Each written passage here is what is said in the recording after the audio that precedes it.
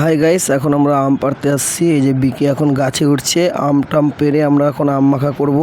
চলো দেখো কি কি করছি আমরা এখন। এই যে এটা রোহিত, এই যে বিকি, এই যে রোহিত। ফার্স্ট টাইমে আমার মুখে কথা বলছি তো তাই একটু লজ্জা লজ্জা লাগছে, কি বলবো, তাও চেষ্টা করছি। এই যে বাড়িতে এখন আমগুলা নিয়ে আসলাম, নিয়ে এসে এখন ধুবো ভালো করে।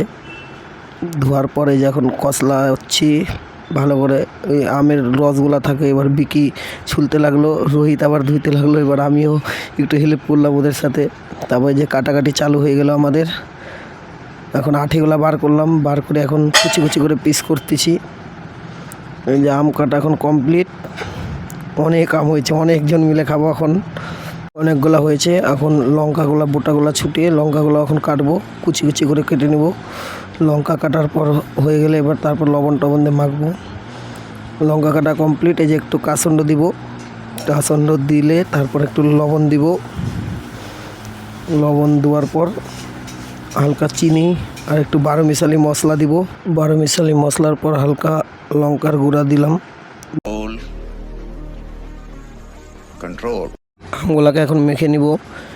মেখে নেওয়ার পর ভালো করে একদম সব কিছু দেওয়া হয়ে গেলে একদম ভালো করে মেখে নেওয়ার পর তারপর একটু বিকিকে দিব।